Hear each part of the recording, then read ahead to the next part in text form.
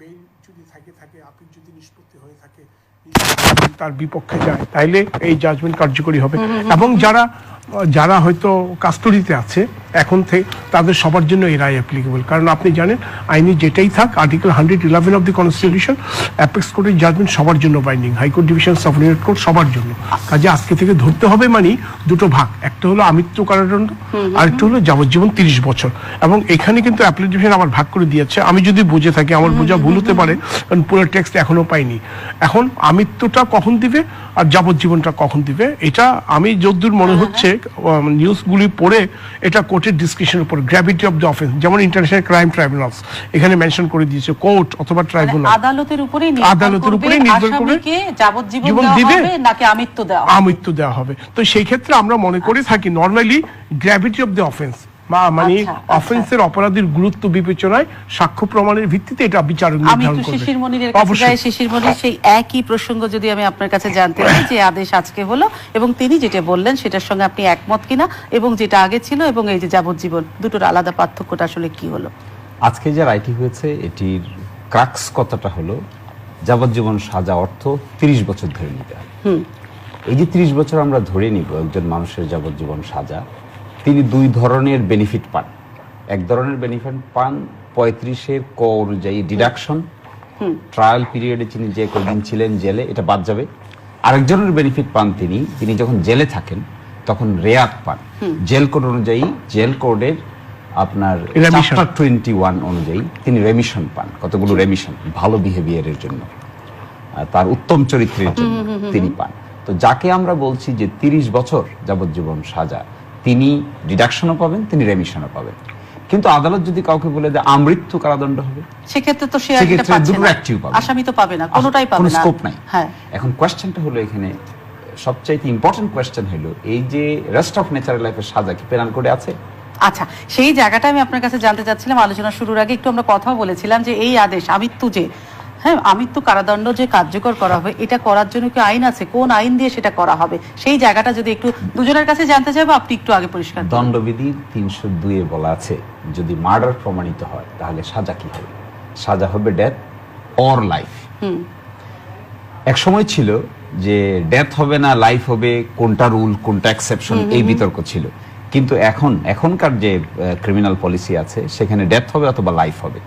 এই লাইফের ব্যাখ্যা যদি 30 ইয়ার্স হয়, তাহলে রেস্ট অফ ন্যাচারাল লাইফের সাজা তো আইনে নেই, লতে তো নাই। 302 তো এরকম কোন সাজার ক্যাটাগরি নাই।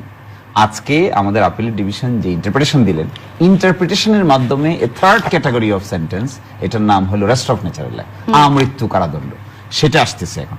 এখন কেউ যদি কোয়েশ্চেন করে validly, where is the law, where the penal code says what, আমাদের সিআরপিসি কি বলছে? এর মধ্যে সিআরপিসির 367-র 5 ধারায় বলা আছে যে কাউকে যদি ডেথ দেন অথবা লাইফ দেন অথবা কোনো সেন্টেন্স দেন, তাহলে দ্য জাজ মাস্ট গিভ রিজনিং। তাহলে এখন আমরা যে রিজনিং দিব, তাহলে রেস্ট অফ ন্যাচারাল লাইফের সাজাটা কোত্থেকে আমরা আবিষ্কার করব? আজকের ইন্টারপ্রিটেশনের মাধ্যমে এটা বলা হলো যে there is a third category of sentence, যেটা নাকি রেস্ট অফ ন্যাচারাল লাইফ হবে। এবং কাউকে যদি এটা দেওয়া হয়, তিনি রেমিশনও পাবেন না, তিনি ডিডাকশনও পাবেন না। তার মানে এই আদেশের আপনি বলছেন এটা একটা বড় ফাঁক। আমি বলছি যে এই যে third category of sentence created হয়ে গেল by the judgment of the apex court, এটা কি ডিসক্রিমিনেটরি হয়ে যেতে পারে না?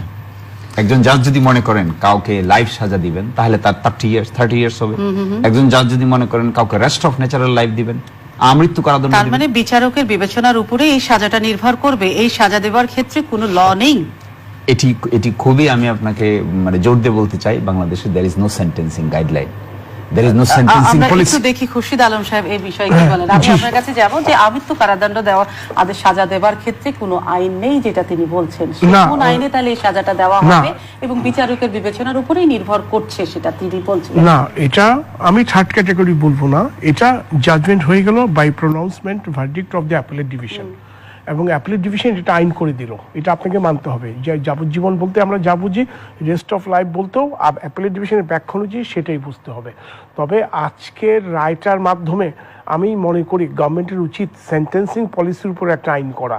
আমাদের দেশে সেন্টেন্সিং এর উপর কোনো আইন নেই আমার জানা মতে, এবং ভারতবর্ষে কিন্তু আছে। সেন্টেন্স কতদিন হবে ওনারা কিন্তু কনভিকশন দিচ্ছে আজকে, সেন্টেন্স ডিক্লেয়ার করছে ডে আফটার টুমরো, 2 দিন পরে 3 দিন পরে। সেন্টেন্সিং এর উপর আমাদের দেশের কোনো আইন নাই। আমি মনে করি যখন ফুল ট্যাক্সটা বেরিয়ে যাবে আপিল বিভাগের এই জাজমেন্টে, সরকারের উচিত হবে সেন্টেন্সিং পলিসির উপর আপনার একটা স্ট্যাটিউট করা, অথবা একটা নীতিমালা করা, অথবা একটা আইন করা। কারণ আমরা শর্ট অর্ডার দেখে যেটা বুঝতে পারছি, এটা প্রেডিকশন করছি, কিন্তু রিজনসগুলি আমরা পাচ্ছি না। এখানে কিন্তু মেজরিটি মাইনরিটি আছে, একজন বা দুজন জাজের হয়তো ভিউটা ডিফারেন্ট। কেন ডিফারেন্ট, কি কারণে ডিফারেন্ট, সেটা আমরা বুঝতে পারছি না। আর বাকিদের মানে এগ্রিমেন্ট একই। সেন্টেন্সিং পলিসি যেহেতু এখন আপনি বলছেন সেই নীতিমালাটা তৈরি হয়নি কিংবা পলিসিটা নাই, সরকারের উচিত হবে করা এই জাজমেন্টের আলোকে। তাহলে এই যে আদেশটা হয়ে গেল, তাহলে সেই আদেশটা কার্যকর করার জন্য কি সেন্টেন্সিং পলিসিটা না লাগবে না, না এই আদেশ লাগবে না, আমি সেটা জানতে চাই। না লাগবে না, আজকের রায় যেটা হয়ে গেল আপনাকে ধরে নিতে হবে এটা প্রচলিত আইন, যেহেতু হাইয়েস্ট কোর্টের ভার্ডিক্ট। এখন যদি রেস্ট অফ লাইফ যদি কালকে ডে আফটার টুমরো বা একটা নারী শিশু ধর্ষণের কেসে একটা ট্রাইব্যুনাল বা একটা যুদ্ধ অপরাধীর একটা ট্রাইব্যুনাল কেসে যদি কোনো ট্রাইব্যুনাল আদালত যদি রায় দেয় ওনাকে সাজা দেওয়া হলো রেস্ট অফ লাইফ, ওটাকে ধরে নিতে হবে এই আইন অনুযায়ী, ইটস আইন অ্যাকর্ডেন্স উইথ ল। এখানে প্রশ্ন তোলার অবকাশ নেই আনলেস এন্ড আনটিল এটা আপিলে যদি রিভার্স না হয়। সেই জায়গায় আরেকটা বলছি যে 30 বছর যেখানে বলা হচ্ছে যাবজ্জীবন, সেখানে আন্তর্জাতিক ট্রাইব্যুনালের এই 30 বছর কি প্রযোজ্য? না, আন্তর্জাতিক না, এটা বলে দিয়েছে, এটা বলেছে imprisonment life till his natural death by the court / tribunal, international crimes tribunal. সেখানকার আসামিরা কখনো এই 30 বছরের আওতায় আসছে না, সেখানে ট্রাইব্যুনালে পাচ্ছে না। এখানে ম্যাম একটা কথা আছে, সেন্টেন্সিংটা যদিও জাজের ডিসক্রিপশন হয়, আমি মনে করি ইটস এ জুডিশিয়াল ডিসক্রিপশন। উনি দেখবেন সাক্ষ্য প্রমাণ, তথ্য উপাত্ত এবং গ্র্যাভিটি অফ দি অফেন্স। এখন উনি এটা দেখে ওনার বিচারিক ক্ষমতা বলে উনি যেটা মনে করবেন উনি সেটা দিবেন। এখানে কিন্তু আমাদের কারো হাত নাই, এবং ওই বিচারক যেই বিচারিক ক্ষমতা প্রয়োগ করবেন ওইটা দেখতে পারবেন উচ্চতর আদালত। আচ্ছা, অ্যাডভোকেট শিশির, আপনি বলছেন যে এখানে কোনো আইন নেই এটাকে কার্যকর করার জন্য, খুরশিদ আলম বলছেন লাগবে না। তো সেই জায়গাটাতে একটা ডিবেট রয়েই যাচ্ছে, আপনি বলছেন দরকার, আবার তিনি বলছেন এই আইন কার্যকর করার জন্য অবশ্যই সেন্টেন্সিং যেটা পলিসি একটা নীতিমালা তৈরি করা দরকার। তো সেই জায়গাটাতে একটা ডিবেট আমি কিন্তু পরিষ্কার হতে পারছি না, আপনি যদি আরেকবার পরিষ্কার করেন। আপনাদের দুজনের মধ্যে একটা আমার মনে হচ্ছে দূরত্ব আছে, সেই দূরত্বের মাঝখানে আমি দূরত্বটা আসলে মূলত এক জায়গায় গিয়ে ঠেকবে, কোথায় দূরত্ব? কিন্তু খুরশিদ আলম তো বলছে যে কোনো অসুবিধা পড়তে হবে না। ধরুন আমরা একজন মানুষকে ডেথ দিব নাকি লাইফ দিব, এই জন্য সেন্টেন্সিং কি কাজ করে? এগ্রাভেটিং সারকামস্ট্যান্সেস কাজ করে, মিটিগেটিং সারকামস্ট্যান্সেস কাজ করে, how diabolic the offence is, এটা দেখি আমরা। এত কঠিন করে বললে হবে না তো, দর্শক তো এগুলো বুঝবেন, একটু সহজ করে বলেন। এই জায়গাতে সহজ কথাটা হলো যে আপনি একজনকে মৃত্যুদণ্ড দিবেন নাকি আমৃত্যু দিবেন নাকি 30 বছর দিবেন। তাহলে আপনারা এটাতে কেন রিভিউ চাইলেন? তিন ক্ষেত্রেই দেখুন অপরাধটা প্রমাণিত হয়েছে, কিন্তু পার্থক্য হচ্ছে সাজার। 3 ক্ষেত্রেই ধর্ষণ প্রমাণিত হয়েছে, 3 ক্ষেত্রেই মার্ডার প্রমাণিত হয়েছে, কিন্তু মার্ডারটা কি পরিমাণ গ্রুসাম ছিল, কত মার্ডারটা যে তিনি করেছেন কি পরিমাণ ডায়াবলিক ওয়েতে করেছেন, এটা দেখে সেন্টেন্সের তারতম্য হয়। আচ্ছা, দিনের বেলা করেছেন, প্ল্যান করে করেছেন, at the heat of the moment করেছেন, অন্যের প্ররোচনায় করেছেন, টেন্ডারাইজে করেছেন, নাকি চিন্তা ভাবনা করে করেছেন, এগুলো দেখতে হয় কনভিকশনের পরে। তিনি রাইটলি বলেছেন, আমাদের দেশে ধরুন এক সময় আইন ছিল 3 বছরের জন্য, যে দোষী কি নির্দোষ এটা প্রথম সাব্যস্ত হবে, এরপরে সাব্যস্ত হবে সাজা কি হবে। ইন্ডিয়ার সিআরপিসিতে এখন এই পলিসি আছে, প্রথম তারা সিদ্ধান্ত নেয় এই লোকটা কি দোষী নাকি নির্দোষ। যদি দোষী প্রমাণিত হয় আরেকটা কোর্টে শুনানি হয়ে গিয়ে সেখানে নির্ধারণ করা হয় যে তাহলে এবার দোষিত হয়ে গেলেন তিনি, এখন সাজা কি হবে। ধরুন 19 বছর বয়সের একজন মানুষ, তিনি অপরাধ সংগঠন করলেন, তার বয়সটা খুবই টেন্ডার এজ, তার মধ্যে ইমোশন ওয়ার্ক করে, সে ইমোশনাল এক্সিউবারেন্সে কাজ করতে পারে, সে মানসিকভাবে খুব ভোলেটাইল থাকে, তার সাজা আর যে সিরিয়াল কিলার তার সাজা তো সেম হওয়া উচিত নয়, কিন্তু দুজনেই তো দোষী সাব্যস্ত করে ফেললাম আমরা। এইগুলো বিবেচনা করার জন্য সেন্টেন্সিং গাইডলাইন আছে, ইংল্যান্ডে আছে, আমেরিকায় আছে, অস্ট্রেলিয়ায় আছে, কানাডায় আছে সেন্টেন্সিং গাইডলাইন। আমরা ঠিক করেছি তিনি দোষী, কিন্তু কতগুলো ফ্যাক্টর বিবেচনা করতে হবে সেন্টেন্স ঠিক করার আগে। আমি আমৃত্যু দিয়ে দিলাম, কাকে আমি আমৃত্যু দিয়েছি? একজন শিশুকে। আমি কাকে আমৃত্যু দিয়ে দিব? যার বয়স, যে জীবনের প্রথম অপরাধ করেছে তাকে আমি আমৃত্যু সাজা দিয়ে দিব, নাকি রিপিটেড যিনি অপরাধ করছেন, সোসাইটিতে আসলে তাকে ডেঞ্জার মনে করা হচ্ছে, তাকে আমি জেলে রাখতে চাই? একজন সন্ত্রাসী যে নাকি 10টা মামলার আসামি, 10টা মামলায় তার সাজা হয়েছে, 11তম মামলার সাজার প্রশ্ন আসলো, তাকে আমি যা সেন্টেন্স দিব? একটা শিশু যার 19 বছর বয়স, সে প্রথম অপরাধ করেছে, একটি প্রেমের সম্পর্কের কারণে অপরাধ করেছে, ইমোশনাল কারণে অপরাধ করেছে, তাকেও আমি সেই সাজা দিব? এটি তো হইতে পারে না। এই জন্যই সেন্টেন্সিং পলিসি দরকার হয়। ওয়েস্টার্ন ওয়ার্ল্ডে এই জন্য সেন্টেন্সিং পলিসি আছে। আমরা ইংল্যান্ডে দেখেছি, আমেরিকায় দেখেছি, সেন্টেন্সিং পলিসি করেছে। ওনারা বলেছেন হ্যাঁ তিনি দোষী, কিন্তু তার ক্ষেত্রে যে সমস্ত ফ্যাক্টর আর তার ক্ষেত্রে ফ্যাক্টর আমি পরিষ্কার হয়েছে, আমার জায়গা থেকে পরিষ্কার হয়েছে, নিশ্চয়ই দর্শকও পরিষ্কার হয়েছেন বিষয়গুলোতে। কিন্তু এখন আরেকটা যেটা যে আপনারা রিভিউ চেয়েছেন, অনেকেই বলছেন যে দেলোয়ার হোসেন সাঈদীর যে বিষয়টিকে করার জন্য আপনারা আসলে এইটাতে রিভিউ চেয়েছেন। এটার ফলে কি দেলোয়ার হোসেন সাঈদী যুদ্ধাপরাধী মামলার যিনি আসামি তিনি কি কোনো সুবিধা পাবেন? কারণ এটা তো যুদ্ধাপরাধীদের ক্ষেত্রে প্রযোজ্য না। সেই জায়গাটা যদি এই কথা বলে থাকেন তাহলে তিনি আজকের আদেশটি পড়েননি। এর চেয়ে বেশি মন্তব্য করার কিছু থাকবে না, কারণ এই দেশে সুস্পষ্টভাবে বলে দেওয়া হয়েছে ইন্টারন্যাশনাল ক্রাইমস ট্রাইব্যুনালের আন্ডারে যে সমস্ত সাজা হবে সেই ক্ষেত্রে 35 ক এর যে বিধান, অর্থাৎ ডিডাকশন বা রেমিশনের যে বিধান, রেয়াতের যে বিধান, বাদ দেওয়ার যে বিধান, এটা প্রযোজ্য হবে না, এটা এক্সেপশন। আর নর্মাল আইনে পেনাল কোডে যেগুলো হবে, অন্যান্য যে স্পেশাল আইনে যেগুলো হবে, সেখানে যাবজ্জীবন সাজার যে ইন্টারপ্রিটেশন থাকবে এটা 30 বছর ধরে নিতে হবে। সুতরাং যুদ্ধাপরাধ tribunal is an exception, it is not covered by this. এটার মধ্যে আইনের এই একটা আওতায় পড়ছে না, এটা যে প্রযোজ্য না, সুনির্দিষ্টভাবে অর্ডারই বলে দেওয়া স্পষ্টই বলা আছে। এটাও আমি পরিষ্কার হয়ে গেলাম। এখন খুরশিদ আলম সাহেব, আমি আপনার কাছে যে বিষয়টা জানতে চাইবো, পুরো বিশ্ব যেখানে সংশোধনমূলক বিচার প্রক্রিয়ায় হাঁটছে, তখন এই ধরনের দীর্ঘমেয়াদী সাজা আসলে এই বিষয়টি কতটুকু যুক্তিযুক্ত বলে মনে করছেন? দেখুন আপনি একটা রেশিও দেখেন, আজকে যে ডাটাটা পেলাম যে 5052 জন লাইফ সেন্টেন্স মানে যাবজ্জীবন সাজা, এটা রেশিও আপনি করেন অনেক কম, অনেক কম। আপনার যদি এক্সাম্পলারি যদি পানিশমেন্ট না হয়, এটা তো সমাজ তো আপনার থামবে না, সমাজকে রেস্ট্রেইন করতে হবে by dint of judicial verdict. এই ভার্ডিক্ট দেওয়ার উদ্দেশ্যটা কি? এটা কিন্তু ভার্ডিক্টটার একটা মানে হলো সংশোধন।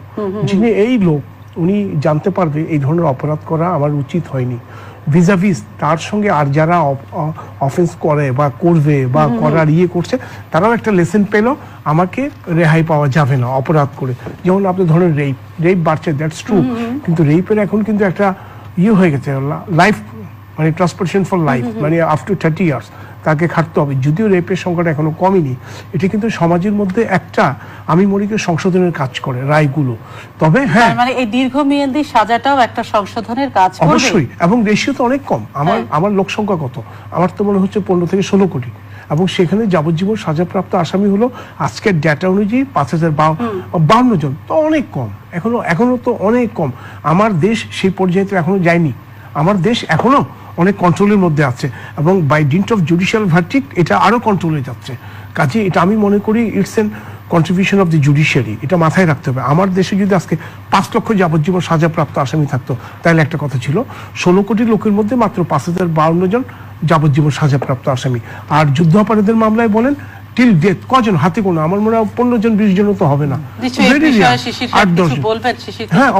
সারা পৃথিবী একই জায়গা যেখানে সংশোধনমূলক একটা বিচার প্রক্রিয়ার মধ্য দিয়ে হাঁটছে, সেখানে এই যে দীর্ঘমেয়াদী সাজা 30 বছর, সেটা কি কতখানি যুক্তিযুক্ত?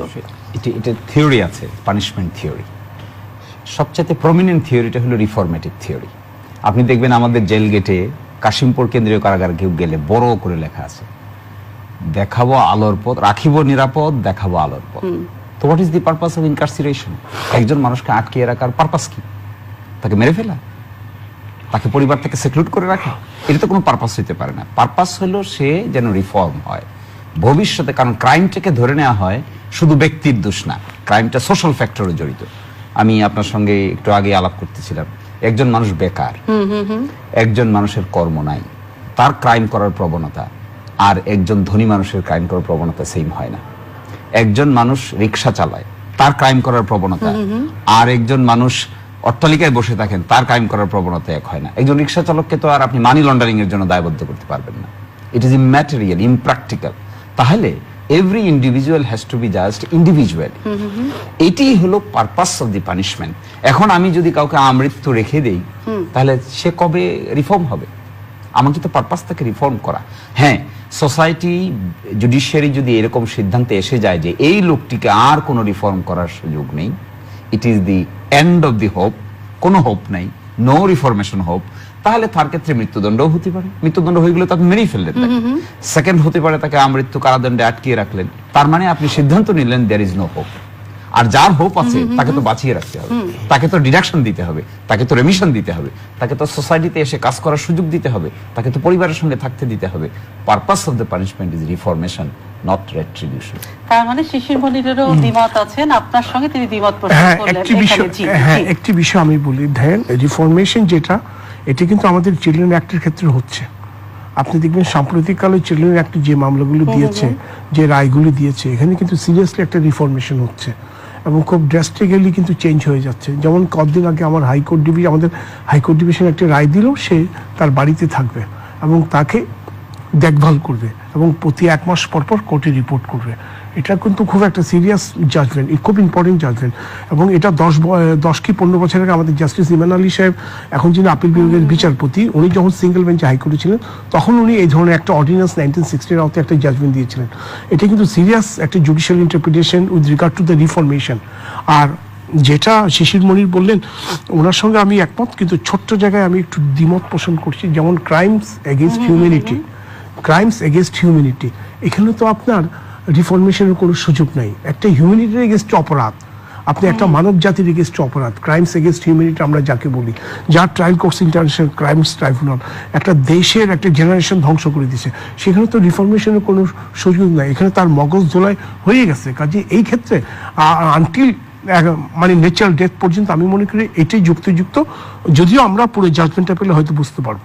আমার এই আজকে আদেশের পর আমার কাছে কিছু সহজ সহজ বিষয় আমার জন্য মনে হচ্ছে বোঝার জন্য, যে আজকে যে আদেশটা হলো দীর্ঘমেয়াদী সাজা আমত্ত 30 বছর, তো সেই জায়গাটাতে আমাদের কারাগারগুলোতে তো এমনি অপরাধীরা উপচে পড়া ভিড় একটা আছে, অপর্যাপ্ত আছে, স্যানিটেশন সমস্যা আছে, নানান কিছু ধরনের আমাদের সংকট রয়েছে কারাগারগুলোতে। কিন্তু এই যে এই সাজাটা নতুন করে এই যে কারাগারগুলোতে একটা বাড়তি চাপ তৈরি করবে কিনা? না ম্যাম, এটা আমি আপনার কিছু ইনফরমেশনের ঘাটতি আছে। জি, জি। এটা ছিল যখন আপনার পুরনো ঢাকায় জেলখানাতে ছিল, কাশিমপুরে চলে যাওয়া তো সেই কাশিমপুর জায়গাটা, চলে হ্যাঁ। গেছে, ঢাকার যেমন কেরানীগঞ্জে চলে গেছে। কেরানীগঞ্জে চলে গেছে, কেরানীগঞ্জে হ্যাঁ। Totally different. আপনি গিয়েছেন কিনা আমি জানি না। আমি গিয়েছি। হ্যাঁ, একদম ডিফারেন্ট সিনারিও। এখন প্রচুর জায়গায় খালি আলাদা ডরমেটরির মতো করে আছে। আর কাশিমপুর তো বিশাল এলাকা এবং পর্যায়ক্রমে প্রত্যেকটা জেলখানে কিন্তু এভাবে কিন্তু ডেভেলপ হচ্ছে। আপনাকে একটু সময় দিতে হবে, কিন্তু এটা ড্রাস্টিক্যালি চেঞ্জ হয়ে গেছে। কিন্তু আগে সেই পুরনো ঢাকার যে ঘিঞ্জি এলাকা, একটা রুমের মধ্যে 50 জন থাকা, 4টা কম্বল ভাগ করে, সেটা কিন্তু এখন নাই। মানে তাই অপরাধীও বাড়ছে, অপরাধীদের জায়গাও বাড়ছে, জায়গা বাড়ছে, সুযোগ সুবিধা বাড়ছে, আচ্ছা, এবং আচ্ছা। রিফরমেশনের জন্য তাদেরকে যথেষ্ট সুযোগ দেওয়া হচ্ছে। অপরাধী বাড়ছে, অপরাধীদের রাখবার জায়গাও আপনি বিস্তর যদি বড় হচ্ছে, ওই যে- কিন্তু এটা কি বাড়তি না, চাপ হবে ওটা যে কিনা সেটা শিশির মণি যে কথাটা বললো খুব ইম্পর্টেন্ট, যে রেমিশন দিচ্ছে তার গুড বিহেভিয়ারের উপর। হ্যাঁ। সে যদি ভালো কাজ করে দেখাতে পারে, জেল কর্তৃপক্ষ যদি স্যাটিসফাইড হয়, না ও খুব ফ্যান্টাস্টিক, হয়তো একটা ভুল করে ফেলছে, সেই রেমিশনটা কিন্তু যারা লাইফ ট্রান্সপোর্টেশন তারা তো পাচ্ছে, এবং তারা হয়তো একটা পর্যায়ে দেখা যাবে যে 12 বছর পরে সে বেরিয়ে গেছে, এমনও হতে পারে 15 বছর পরে বেরিয়ে গেছে। মানুষ তো চেঞ্জ হয়, কিন্তু একটা জায়গায় তো আপনার দেখতে হবে, যেখানে ক্রাইমস এগেইনস্ট হিউম্যানিটি, এইসব জায়গায় তো কম্প্রোমাইজ করার কোনো সুযোগ নেই। আচ্ছা, আরেকটা বিষয় জানা যায়, আমৃত্যু সাজা আসলে কোন কোন অপরাধগুলোর ক্ষেত্রে হবে, হ্যাঁ, এই জায়গাটা একটু যদি। মিস্টার খান যে কথাটা হ্যাঁ। বলেছেন আর কি, আমি একটু রেফার হ্যাঁ, করি। হ্যাঁ, হ্যাঁ। তিনি বলেছেন যে কয়েকদিন আগে একটা রায় হয়েছে হাইকোর্টে, যে বাড়িতে থেকে সংশোধন হবে। আমার সৌভাগ্য হয়েছিল ম্যাম আইনজীবী হিসেবে কাজ হ্যাঁ, করার। I was the lawyer. তো সেখানে মতিমাতবর নামে একজন লোক, যখন আদালত সিদ্ধান্ত নিলেন তাকে সাজা দিবেন, সাজা বহাল রাখবেন, কনভিকশন দিবেন, আমি তখন আদালতের কাছে বললাম যে এই লোকটি তো 20 মাস জেলে ছিল, তার মা আছে, তার 3টি সন্তান আছে, জীবনে এটাই তার ফার্স্ট অপরাধ, আর কোনো অপরাধের রেকর্ড নাই, আপনি আবার থেকে জেলে পাঠাবেন? আপনি তো তাকে সংশোধন করতে চান। What is the purpose of the probation ordinance 1960? Purpose কি? যেন সংশোধিত হতে পারে। কারাগার তো এক ধরনের সংশোধনাগার, এক ধরনের সংশোধন। হ্যাঁ, অবশ্যই একটা তো ধরনের। সেটা যদি সোশ্যাল ইন্টিগ্রেশন তো করতে হবে একজন মানুষকে। সোশ্যাল ইন্টিগ্রেশন যদি করতে না পারলাম, আমি একজন মানুষকে রেখে দিলাম, সোসাইটির লাভ কি হবে? How the society will benefited? এই বেনিফিটের জন্য আমি যদি সোসাইটিতে তাকে ইন্টিগ্রেট করতে পারি, তাহলে সোসাইটি গর্ব করে বলতে পারবে যে আমার সিটিজেনের 100 জন মানুষকে আমি সংশোধন করি। আমাকে বোধহয় সময় শেষের পথে একটু যদি ছোট করে দুজনকে কাছে, আমৃত্যু আসলে সাজাটা 30 বছর কোন কোন অপরাধের ক্ষেত্রে হবে? দেখুন, 30 বছর সাজা যে সমস্ত আমাদের আইনে পেনাল করে, যেমন হত্যা মামলা, হ্যাঁ, এই হত্যা মামলার ক্ষেত্রে বলা আছে ডেথ হবে অথবা লাইফ হবে। এই লাইফ বলতে বোঝাবে 30 বছর সাজা, যদি না আদালত সুনির্দিষ্টভাবে বলে দেয়, ঘটনার পরস্পরের বিবেচনায় সুনির্দিষ্টভাবে যদি বলে যায় যে আমৃত্যু হবে, তবেই আমৃত্যু হবে, আইনে কিন্তু আমৃত্যু সংজ্ঞার ডেফিনিশন নেই। আমাকে অনুষ্ঠান শেষ করতে হবে। খুরশিদ আলম, আপনাকে অসংখ্য ধন্যবাদ। শিশির মনির, আপনাকেও ধন্যবাদ। প্রিয় দর্শক, আইন আসলে বোধহয় খুবই সোজা সাপটা জিনিস, কিন্তু আইনের ব্যাখ্যা অত্যন্ত জটিল। সেই জটিলতার জায়গা থেকে আপনারা দর্শক কতটা আজকে সহজ করে বুঝতে পারলেন, কিংবা ওনারা আপনাদেরকে বুঝতে পারলেন সেটা আমি খুব জানি না। তবে আমার মনে হয় দর্শকদের দুজন বিজ্ঞ আইনজীবী সহজ করে এই 30 বছর আর আমৃত্যুর বিষয়টা পরিষ্কার করতে পেরেছেন। আমি তো পরিষ্কার হয়ে গেছি। প্রিয় দর্শক, আমাদের এতক্ষণ সঙ্গে থাকার জন্য আরো একবার ধন্যবাদ জানিয়ে আজকে বিদায় নিচ্ছি। সকলে ভালো থাকবেন, সুস্থ থাকবেন।